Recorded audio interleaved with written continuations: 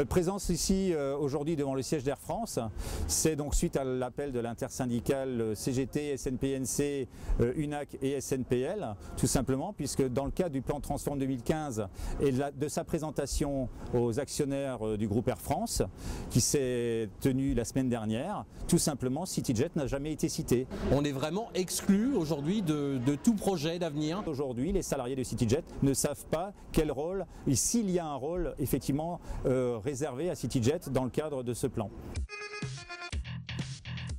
Nos revendications sont tout simplement le droit d'être traités exactement de la même manière que les autres salariés, nos autres collègues des autres filiales françaises du groupe. Aujourd'hui, on demande un emploi en France, une garantie d'emploi en France. On demande aussi à en finir avec ce micmac, ce mélange de contrats irlandais, contrats français. Depuis les contrats de travail français, de toute façon, en 2008, on a perdu 30%. Mais là, on va reperdre encore 10%. On montre du doigt ce qui est fait chez Ryanair, chez EasyJet, on parle de dumping social chez les autres, alors qu'on fait la même chose dans le groupe. Les gens achètent des billets Air France, payent une fortune CityJet, c'est pas du low cost.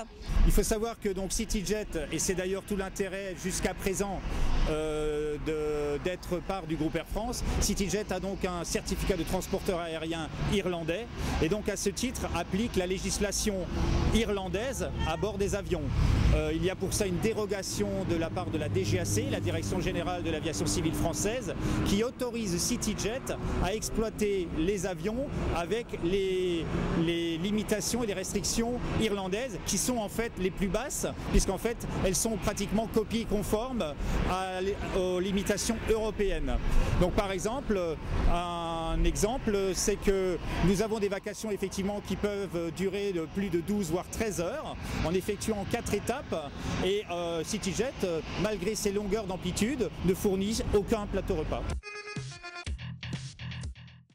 La situation la plus ubuesque encore, ce qui a d'ailleurs fait déborder le vase, comme on dit, c'est cette nouvelle situation fiscale qui s'installe à partir de fin juin.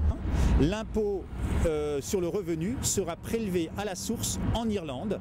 Payer des charges sociales qui sont élevées en France, j'allais dire quoi de plus normal puisqu'on est salarié français, mais en sus, c'est de payer l'impôt irlandais alors qu'on n'y vit pas, quoi. On ne veut pas payer, on est résident fiscal en France, on a un contrat de travail français, on n'est pas redevable en Irlande. C'est la première fois en France où une compagnie nationale française, une compagnie française va défiscaliser son personnel à l'étranger. 80 salariés à Paris. Vous n'allez pas me dire que 80 salariés va faire que demain on va couler Air France. Et on est des exclus et comme Air France a les mains sales dans cette histoire, on veut nous cacher. Vous savez, c'est un peu comme les enfants cachés, les bâtards d'Air France. Regardez comment ils traitent leur personnel, grilles fermées, parking fermé, on est inexistant, on est nulle part. Alors que demain on va être à bord et on va dire merci aux passagers Air France.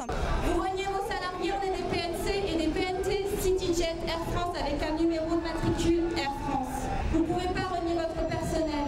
Nous on prend des risques pour vous tous les jours, on fait des 12 heures de vol sans manger. Et l'avion avec 95 places. Et on est 2 PNC et 2 PNT. Nous on n'a pas de 13e mois, on n'a pas de prime d'intéressement, ça fait des années, même quand la compagnie marchait bien. Vous ne pouvez pas